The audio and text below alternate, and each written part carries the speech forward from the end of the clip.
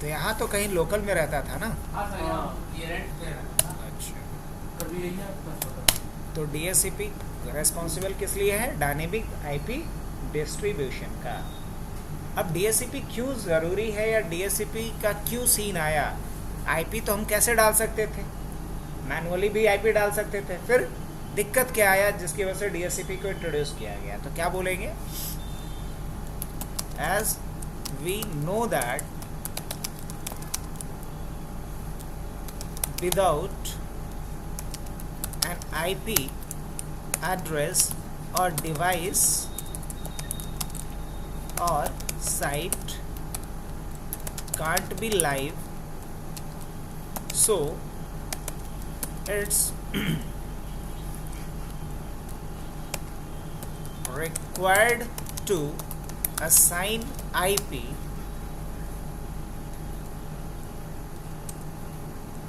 over the device or site to make that live, and IP address can be assigned over the device either manually or automatically। मतलब हमने ये लिखा चौथे point में कि किसी भी डिवाइस या किसी भी साइट को अगर नेटवर्क में लाइव करना है तो उसको आईपी चाहिए। बिना आईपी का कोई भी डिवाइस या कोई भी साइट लाइव नहीं हो सकता है एक नेटवर्क में। मान लीजिए हमारे लैपटॉप पे आईपी नहीं हुआ, बोले कि नेटवर्क में कनेक्टेड है, तो क्या है? झूठ बोला जा रहा है। ये नेटवर्क में तभी लाइव होगा जब इस पे आईपी एड्रेस होगा। कोई भी साइट या कोई भी डिवाइस नेटवर्क में तभी लाइव होगा या दूसरे डिवाइस से कम्युनिकेट कर सकता है जब उस पर क्या हो? आईपी डाला गया हो।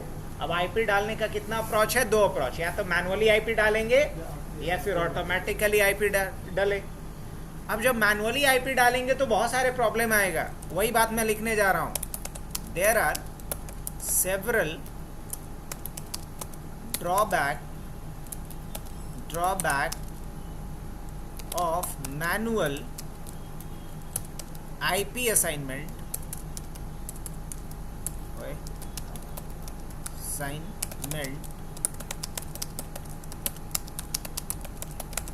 एक नेटवर्क में अगर आप डिवाइस के ऊपर मैनुअली आईपी असाइन करते हैं तो उसके बहुत सारे ड्रॉबैक हैं, बहुत सारे लिमिटेशंस हैं। देयर आर सेवरल ड्रॉबैक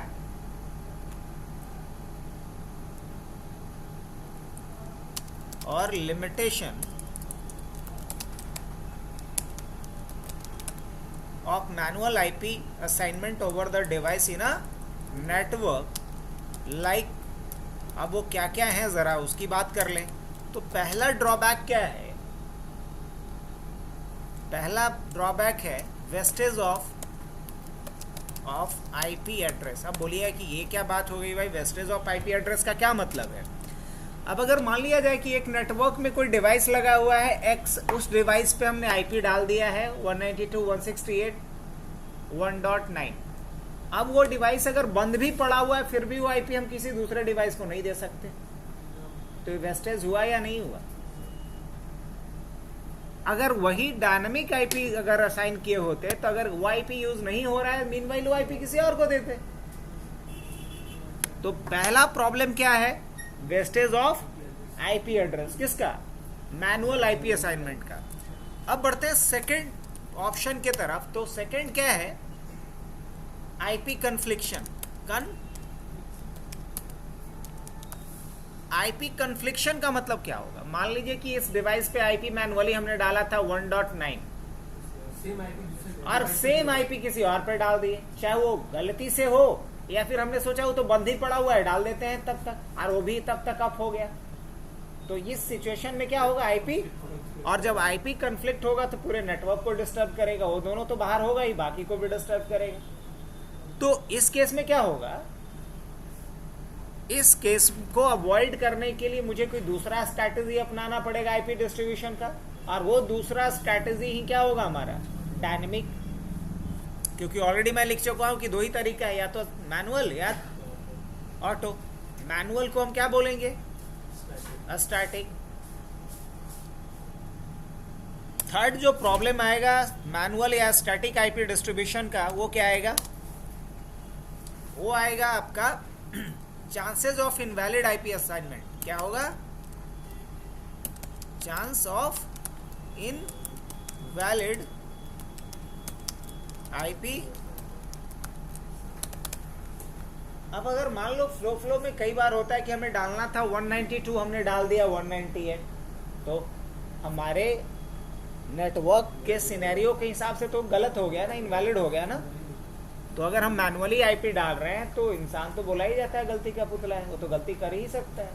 तो आईपी डालना था 192 168, हमने डाल दिया 198 168, तो हमारे सिनेरियो के हिसाब से इनवैलिड हो गया, वो किसी से कम्युनिकेट नहीं कर पाएगा। तो मैनुअल डालने का ये भी एक नतीजा है। दूसरा, एक्सपेंसिव।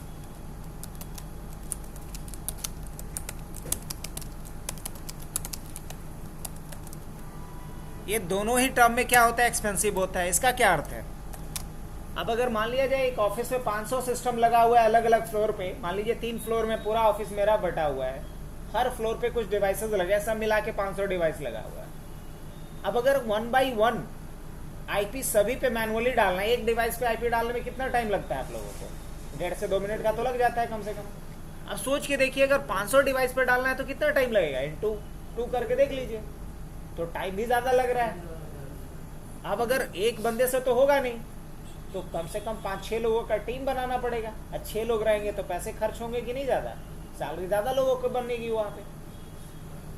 लेकिन अगर सोचिए कि एक सर्वर एस्टैब्लिश कर दे और उसी सर्वर से एक ही बार में सबको आईपी चला जाए, तो कुछ सेकंड का टाइम लगेगा, मैन पावर भी कम लगेगा, टाइम भी कम लगेगा। तो टाइम भी कम लगा, पैसे भी कम खर्च होंगे। तो फोर्थ जो पॉइंट बन रहा था समझ में आया, एक्सपेंसिव है, चाहे वो इन टर्म ऑफ टाइम बात करें या इन टर्म ऑफ मनी बात करें। अब नेक्स्ट जो प्रॉब्लम आएगा वो क्या है, अगर हम मैनुअली आईपी डालते हैं तो ये 4 प्रॉब्लम तो ओके समझ में आ गया कि आईपी का वेस्टेज हो रहा है, आईपी का कन्फ्लिक्शन हो सकता है, इनवैलिड आईपी के चांसेस हैं, एक्सपेंसिव भी ज़्यादा है। नेक्स्ट और क्या प्रॉब्लम है, हाँ टाइम भी लग रहा है। No database of allocated no database of allocated IP. इसका क्या अर्थ है कि जब हम मैनुअली आईपी डालेंगे तो उसका अपने आप कोई डेटाबेस नहीं बनेगा कि हमने किस मशीन पे क्या आईपी डाला है।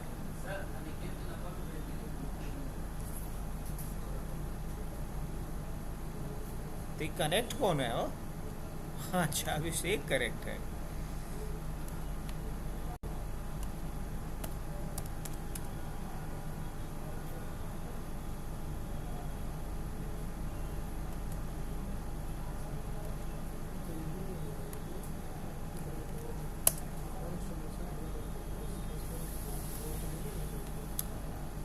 तो अगर मैनुअली आईपी डाला हमने तो मुझे खुद से मेंटेन करना पड़ेगा पेन पेपर लेकर के कि किस डिवाइस पे क्या आईपी है, किस डिवाइस पे क्या आईपी हमने डाला है।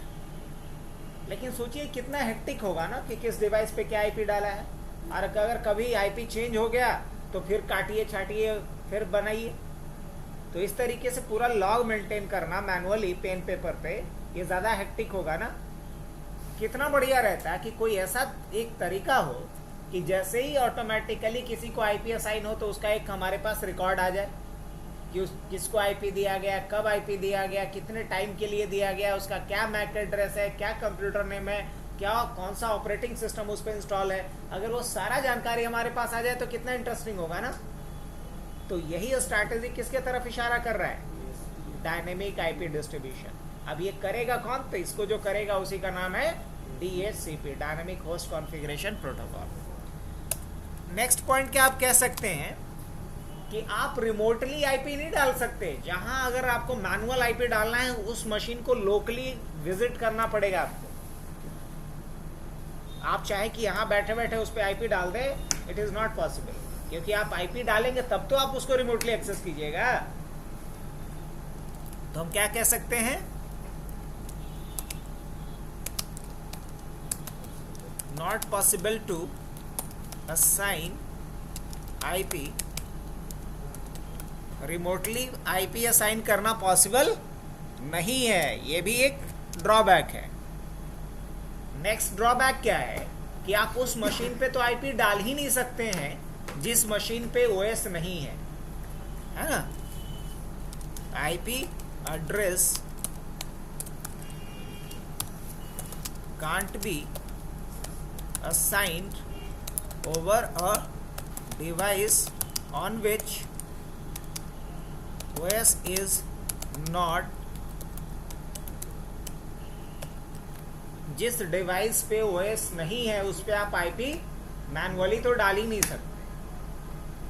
तो ये कुछ ड्रॉबैक्स थे किसके, मैनुअल आईपी असाइनमेंट के। अब इन्हीं सारे ड्रॉबैक्स को दूर करने के लिए कॉन्सेप्ट किसका आया, गेस कीजिए। to overcome the limitation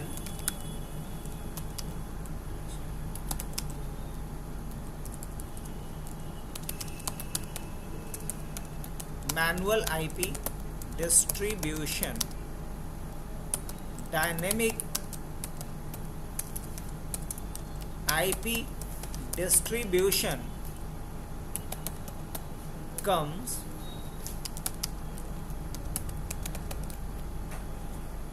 तो मैनुअल आईपी डिस्ट्रीब्यूशन का जो प्रॉब्लम था, जो ड्रॉबैक्स थे, जो लिमिटेशंस थे, उसी को ओवरकम मतलब दूर करने के लिए कॉन्सेप्ट किसका आया, डायनेमिक आईपी डिस्ट्रीब्यूशन का।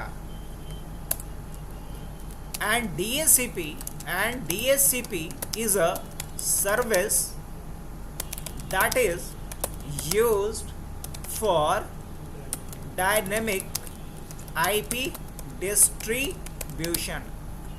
सीन कुछ क्लियर होता जा रहा है। और डायनेमिक आईपी डिस्ट्रीब्यूशन के लिए जो सर्विस यूज होगा उसी का नाम क्या है, DHCP। अब नेक्स्ट क्वेश्चन ये आता है कि DHCP सर्वर अपने क्लाइंट्स को आईपी कितने स्टेज में देता है, तो क्या बोलेंगे, DHCP server will provide IP to their clients in 4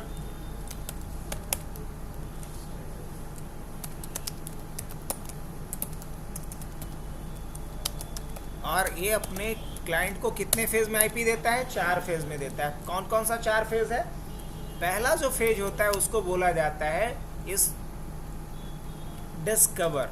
क्या बोला जाता है, डिस्कवर।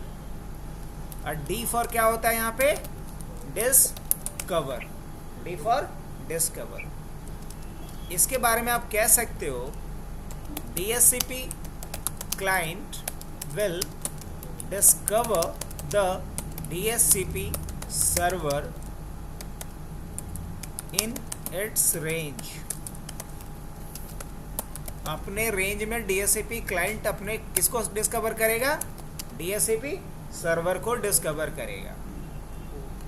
और उसके बाद क्या होगा, वो बोले तो क्या, ऑफर, वो का मतलब होता है ऑफर। ये ऑफर कहने का मतलब क्या, कि DHCP सर्वर ऑफर कर देगा अपने क्लाइंट्स को, है ना। DHCP server will offer to their clients, अपने क्लाइंट्स को ही ऑफर पैकेट भेजेगा। और जैसे ही ऑफर पैकेट देखेगा क्लाइंट, तो क्लाइंट रिक्वेस्ट भेज देगा कि हाँ मेरे को आईपी चाहिए, है ना। अब जैसे कि मैं ही बोला कि कोई इस एरिया में कारपेंटर है क्या, कारपेंटर अगर होगा तो क्या बोलेगा, हाँ मैं हूँ, क्या चाहिए आपको बोलिए। तो हम क्या बोलेंगे, अब रिक्वेस्ट डालेंगे कि हमको ये विंडो एक मरम्मत करवाना। तो इसने क्या किया, यहाँ पे रिक्वेस्ट डालेगा। फिर क्लाइंट ने रिक्वेस्ट डाला, रिक्वेस्ट कहने का मतलब ये क्या करेगा, request for IP from their DHCP server.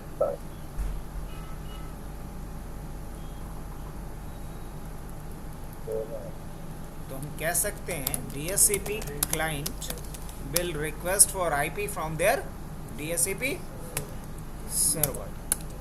उसके बाद हम बात करते हैं किसका, एक्नॉलेजमेंट का. एक्नॉलेजमेंट को शॉर्ट में ACK भी बोला जाता है, आप लिख सकते हो कहीं भी एक्नॉलेजमेंट.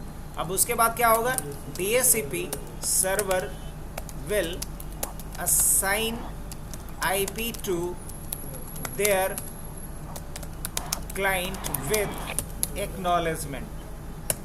तो ये 4 फेज, और इन्हीं चारों फेज को बोला जाता है डोरा process. This 4 phase of IP distribution is also called as DORA process. इसे पॉपुलरली किस नाम से भी जाना जाता है, डोरा प्रोसेस भी कहते हैं. डोरा क्यों बोलते हैं, बिकॉज ये 4 फेज में अकर्ड होता है. और पहला फेज डिस्कवर है जिसका डिनोटिंग लेटर D है, दूसरा ऑफर है जिसका डिनोटिंग O है, तीसरा रिक्वेस्ट और चौथा एक्नॉलेजमेंट. आगे बढ़े तो इसमें नेक्स्ट कुछ टर्म्स आता है, उन सारे टर्म्स को समझना जरूरी है कि क्या होता है ये. तो नेक्स्ट पॉइंट हमारा बनेगा, there are several terms used in case of DHCP server. There are several terms used in case of DHCP server like, अब उसमें से क्या क्या टर्म है जो DHCP सर्वर में यूज होता है. इसमें पहला टर्म है DHCP सर्वर ही अपने आप में. तो क्या बोलेंगे, DHCP server is a system on which DHCP service has been installed and configured, and that is responsible to assign IP to their clients. कह सकते हैं. तो ये डेफिनेशन हो गया आपका DHCP सर्वर का. अब बढ़ते हैं नेक्स्ट पॉइंट पे, that is B, that is DHCP client क्या होता है. तो क्या बोलेंगे, DHCP client is a system that request from their DHCP server for dynamic IP. Next जो पॉइंट है इसको बोलते हैं DHCP स्कोप, या इसको पुल भी बोला जाता है. अब ये DHCP स्कोप या पुल क्या होता है, तो क्या बोलेंगे, range of IP address that is set over DHCP server for the clients को किस रेंज का IP देना है, ये जो हम सर्वर के ऊपर बनाएंगे वो रेंज ही क्या कहलाता है, DHCP पुल या स्कोप कहलाता है. कुछ और टर्मिनोलॉजी को यूज किया जाता है, जैसे एक्सक्लूजन रेंज. क्या,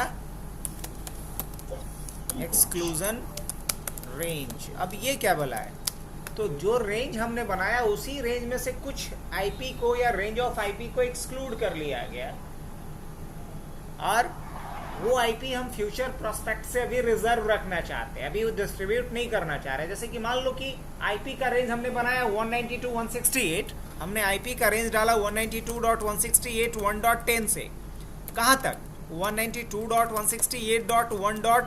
सपोज 200 तक. बट मैं चाह रहा हूं कि नहीं, IP अलोकेट होना चाहिए 1.20 से 1.10 से लेकर के 1.19 तक, अभी फ्यूचर प्रोस्पेक्ट से मुझे रिजर्व रखना है इस रेंज को. तो इसी रेंज को क्या बोलेंगे, एक्सक्लूडेड रेंज. तो आओ इसी बात को लिख लेते हैं हम लोग अपनी भाषा में. तो क्या बोलेंगे, आईपी और range of IP, because single IP को भी आप एक्सक्लूड कर सकते हो, दैट्स वाई हमने यहाँ लिखा है आईपी और range of IP addresses that is excluded from the DSCP scope for the future allocation, future ये यूज लिख देता हूँ, है ना। अब DSCP एक्सक्लूजन रेंज के बाद एक और टर्म आता है बहुत ही इंपॉर्टेंट, जिसको बोला जाता है आईपी रिजर्वेशन। क्या डालते हैं? आईपी। ये आईपी रिजर्वेशन क्या बला है? अब तो रिजर्वेशन टर्म तो सुना हुआ है। अगर रिजर्वेशन मतलब वो हमारे लिए फिक्स है, अगर हम ना भी जाएंगे तो उसको कोई अवेल नहीं करेगा, और अगर हम जाएंगे तो हम उसी को अवेल करेंगे, हमारे लिए कोई दूसरा ऑप्शन नहीं होगा। तो कह सकते हैं an specific IP address, an specific IP address that is fixed by DSCP server for the specific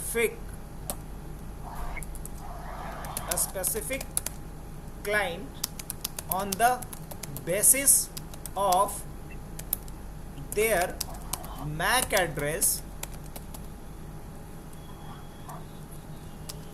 is called reserved IP address. मतलब हमने ये लिखा है कि जब किसी खास क्लाइंट के लिए उसके मैक एड्रेस के बेसिस पे DSCP सर्वर किसी पर्टिकुलर आईपी को फिक्स कर देता है, तो उसी प्रोसेस को आईपी रिजर्वेशन कहते हैं, और जो आईपी फिक्स किया जाता है क्लाइंट के लिए उसे रिजर्व आईपी कहते हैं। क्लियर? आगे बढ़े तो बस इतना ही रखते हैं। 10 पॉइंट आपको क्लियर है तो आप समझ लीजिए कि आपको DSCP के बारे में नॉलेज है, आपको DSCP का कॉन्फ़िगरेशन आता है। अब हम लोग प्रैक्टिकल पार्ट में एंटर करें। तो प्रैक्टिकल के लिए हमें कम से कम 2 मशीन चाहिए।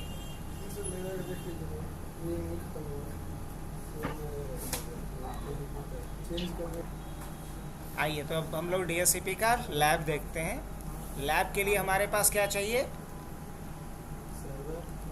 कम से कम एक DSCP सर्वर और एक जिसको हम DSCP क्लाइंट बनाएंगे, मतलब एक लाइनेक्स का मशीन और दूसरा लाइनेक्स या विंडोज़ का मशीन, कोई भी एक ले सकते हैं।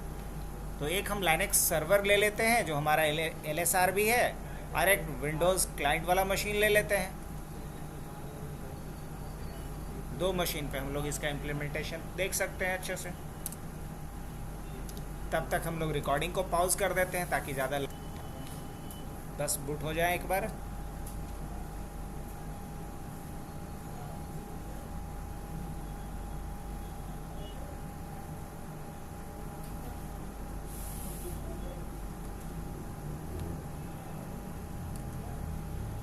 टर्मिनल ओपन करेंगे यहाँ पे। यहाँ आकर के सबसे पहले आईपी देख लेते हैं। आईपी कॉन्फ़िग ENS 33, इस पे आईपी 0.254 है। ऑलराइट, कोई दिक्कत नहीं। अब मुझे इस पे देख लेना है कि आईपी तो ये है, इस पे फायरवॉल का क्या कंडीशन है। System CTL status firewall D running है, तो क्या लिखेंगे? System CTL stop firewall D. उसके बाद लिखेंगे सेट इन फोर्स 0। 2 काम हमने कर दिया। अब मुझे यहाँ पे देखना ये है कि यम सर्वर का क्या पोजीशन है, यम सर्वर मेरा है रनिंग या नहीं। तो कैसे देखेंगे? Yum repo list, yes yum server भी मेरा ओके है, कोई इश्यू नहीं। अब मुझे यम के थ्रू इंस्टॉल क्या करना है? हाँ, रिकॉर्डिंग कर दिया हूँ। यम के थ्रू क्या इंस्टॉल करना है मुझे? सर्वर में यम को पहले कॉन्फ़िगर रहना है। एग्जैक्टली, बिल्कुल बिल्कुल सही। यम तो चाहिए ही चाहिए। चल रहा है। तो हम लोग देख लिए कि यम सर्वर मेरा कॉन्फ़िगर्ड है। अब मुझे देखना ये है कि क्या हमारे पे DHCP इंस्टॉल है। तो ये चेक करने के लिए मुझे यहाँ पे लिखना होगा RPM-QA और DHCP।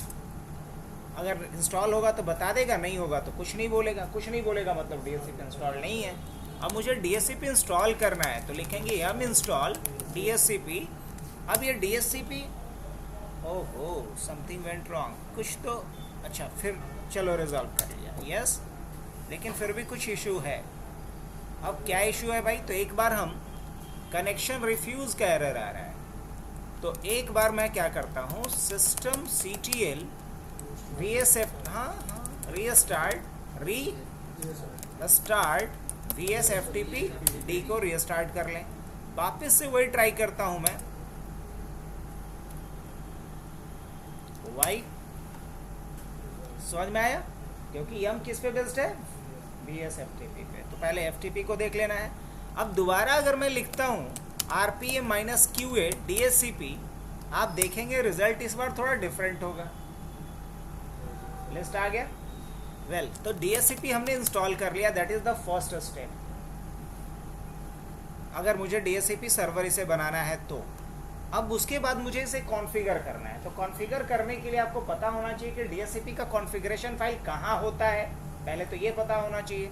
तो DHCP का कॉन्फ़िगरेशन फाइल होता है हमारा ETC के अंदर, DHCP के अंदर। आप यहाँ आ जाइए, ls करके देखिए, तो यहाँ आपको एक फाइल दिखेगा dhcpd.conf। यही हमारा DHCP सर्वर का मेन कॉन्फ़िगरेशन फाइल होता है। तो इस फाइल को एडिट करना है मुझे, तो vi और क्या लिखेंगे, dhcpd.conf। अब इस फाइल में आकर के मुझे कुछ स्क्रिप्ट लिखने पड़ते हैं, कुछ कोड लिखना पड़ेगा। तो जो फर्स्ट लाइन ऑफ कोड होगा हमारा, दैट इज व्हाट, हमें ये बताना होगा कि किस नेटवर्क रेंज को मुझे यूज़ करना है, किस नेटवर्क रेंज। तो नेटवर्क रेंज के लिए मुझे यहाँ एक कीवर्ड यूज़ करना होगा, सबनेट। किस सब नेटवर्क की बात कर रहा हूँ मैं? तो 192.168.0.0। अब ऐसा क्यों मैं बोल रहा हूँ? बिकॉज इस सर्वर पे IP क्या है आप देख लो, हाँ, इफ कॉन्फिग ENS 33। तो इस सर्वर पे जिस रेंज का IP है उसी सबनेट को मैं यूज़ करूँगा। तो हमने लिखा 0.0 और उसके बाद मुझे लिखना होगा नेट मास्क। नेट मास्क बोले तो सबनेट मास्क, जो 255.255.255.0 होगा। उसके बाद स्पेस दे करके हमें यहाँ कर्ली ब्रैकेट, मतलब यहाँ से ब्लॉक स्टार्ट हो रहा है हमारा, और ब्लॉक को हम यहाँ आकर के एंड करते हैं। अब जो भी कोड लिखेंगे इस ब्लॉक के बीच में लिखेंगे।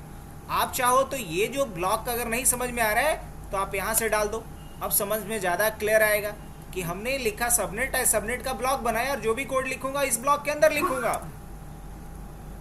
इसमें जो फर्स्ट लाइन ऑफ कोड हमारा होने वाला है, दैट इज व्हाट, ऑप्शन। क्या होने वाला है?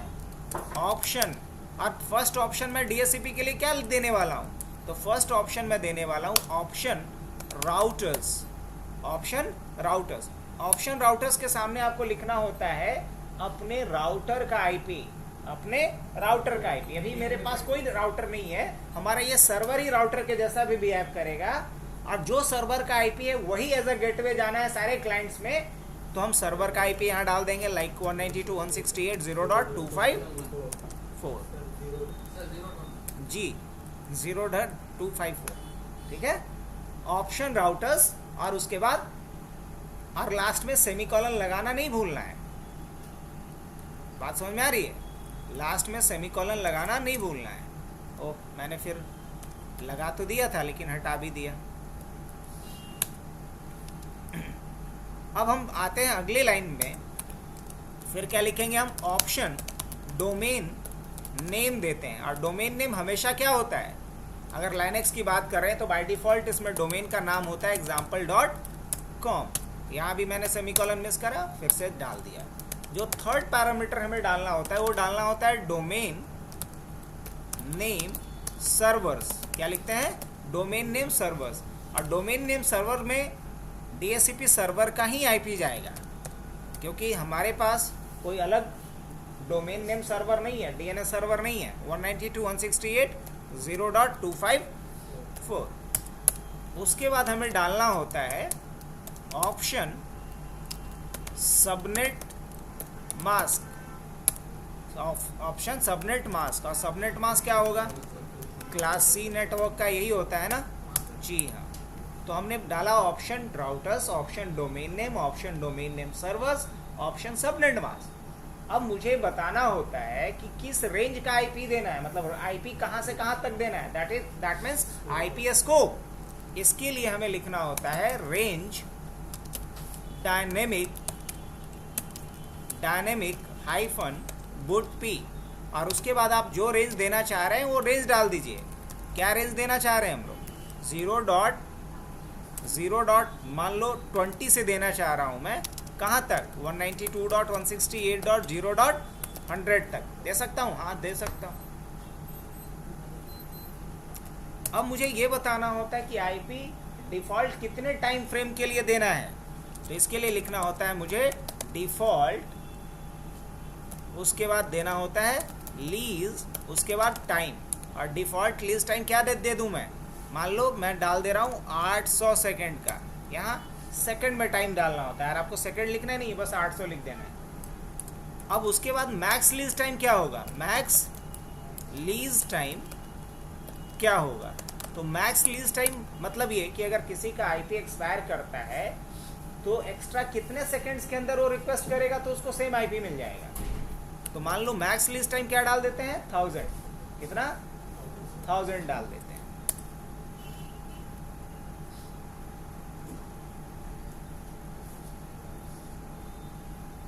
अब मैक्स लीज टाइम के बाद फिर क्या डालते हैं?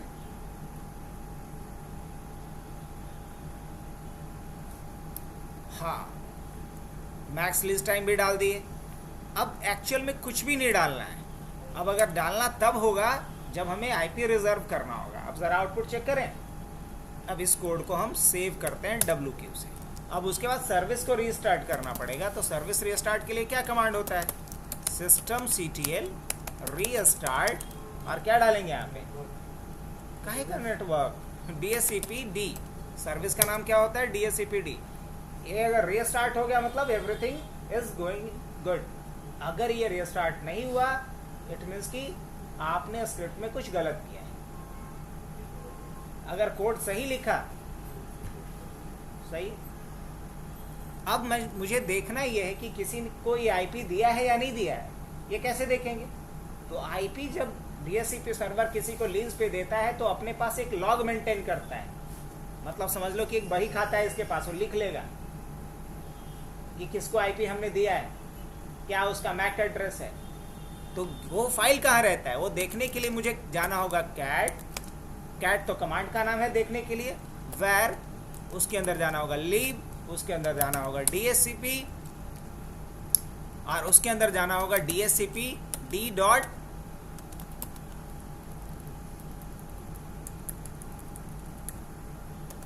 DHCP-D dot लीजेस।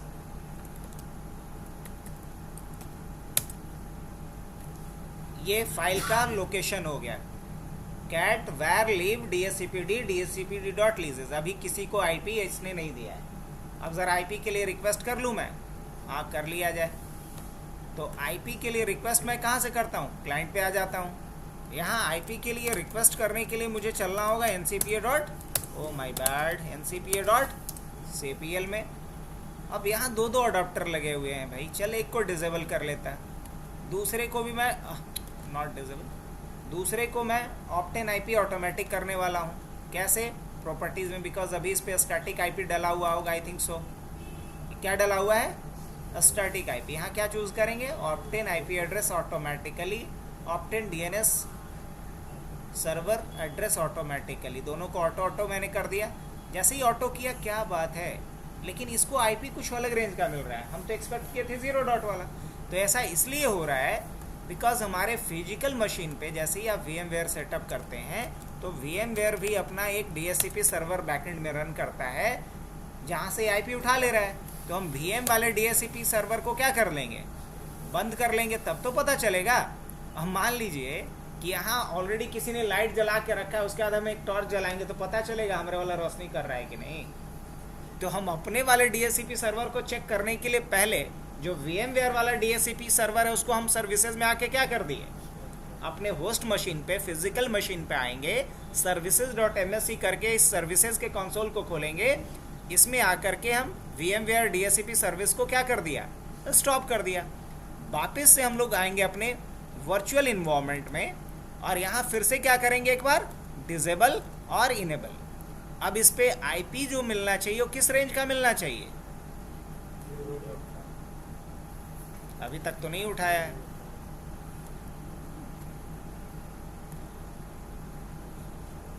अब ये किस रेंज का उठा लिया है, कुछ अलग ही रेंज का उठा लिया, अपीपा रेंज का उठा लिया। कहाँ से, ना ना ना ना, उसकी आवश्यकता नहीं है। देखो यहाँ पे हुआ क्या होगा मैक्सिमम कि इन दोनों का लैन अडाप्टर अलग अलग रखे होंगे हम, ये भी एक बात हो सकता है, अगर 2 अडाप्टर लगा हुआ है तो एक बार चेक कर लेते हैं भाई, एक बार चेक कर लें।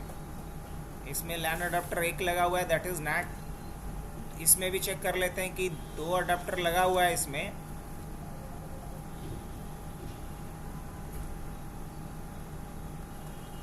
एक को हम फिलहाल के लिए क्या कर दें, रिमूव। दूसरा भी क्या है, नैट में ही है।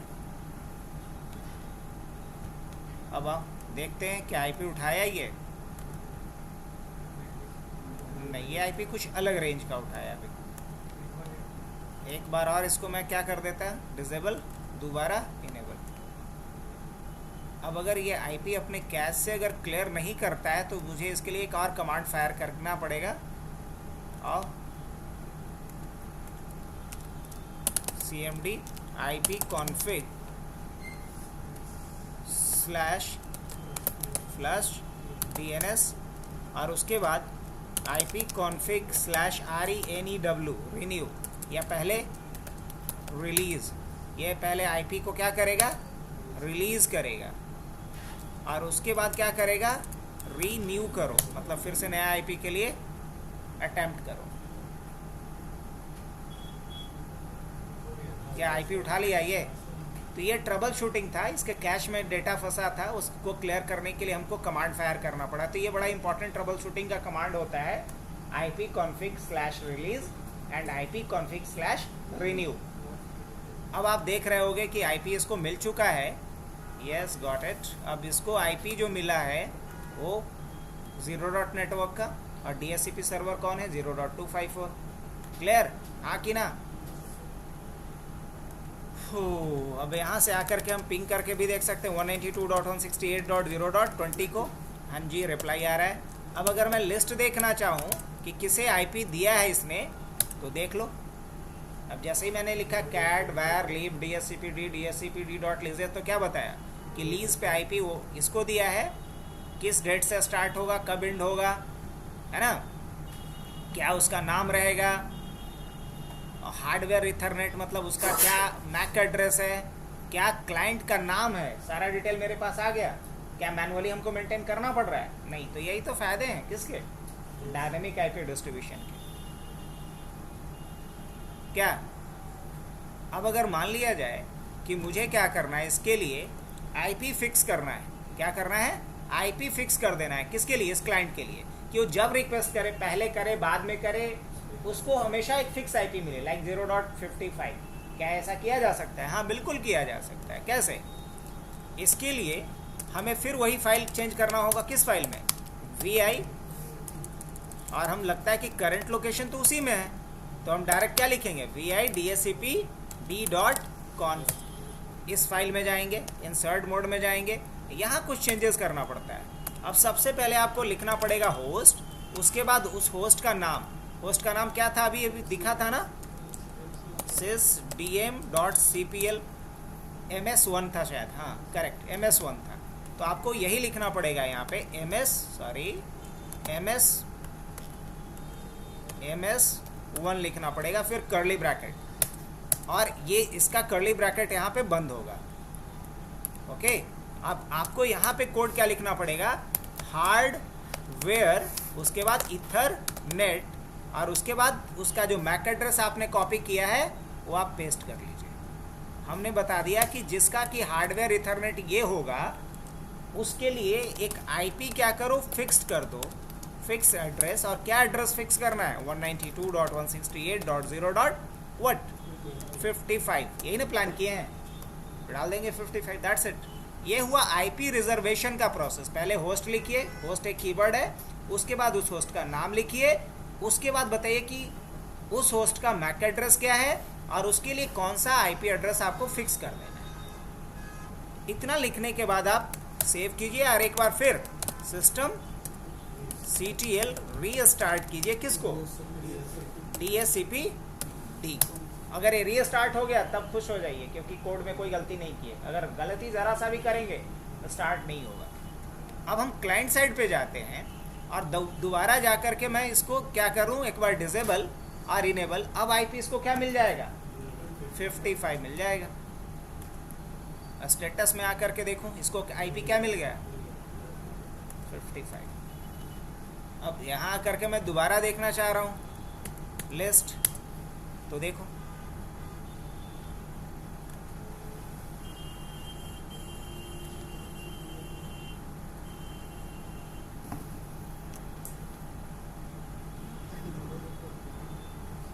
तो आज के लिए इतना ही अब रखते हैं, यहाँ तक प्रैक्टिस कीजिए आप लोग। अब कल बात करते हैं, अगर इसमें कोई डाउट होगा तो ठीक, और नहीं डाउट होगा तो कल हम लोग नया टॉपिक देखेंगे फिर।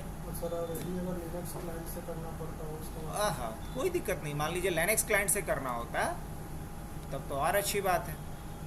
मान लीजिए यही लिनक्स क्लाइंट है, इसी को देख लेते हैं।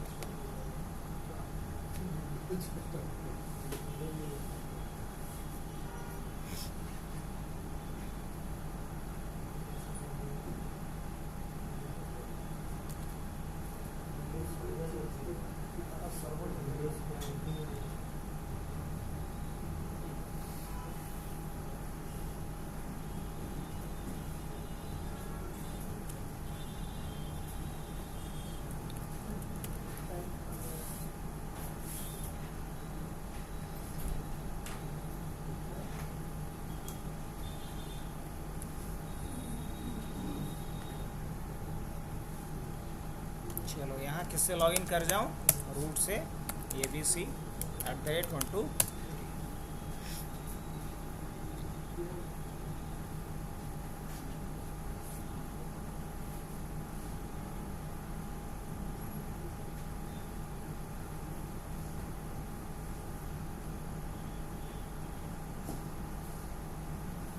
अगर इसे भी ऑटोमेटिक आईपी चाहिए तो ये जाएगा यहाँ, ये जाएगा वायर्ड सेटिंग पे,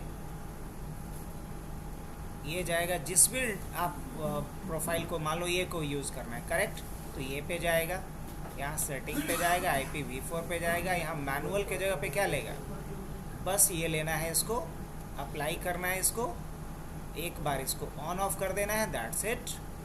अब वापस से AAA पे क्लिक कर देना है। अब यहाँ आकर के आप देखो आईपी उठा लिया, कितना आईपी उठाया, बस यही कहानी था। अब अगर आप मेन सर्वर पे आकर के देखना चाह रहे हैं तो LSRB पे आ जाइए। अभी 2 ही लिस्ट में था, अभी लिस्ट में एक नया नाम क्या आ गया है और उसका नाम क्या है, क्लाइंट 1।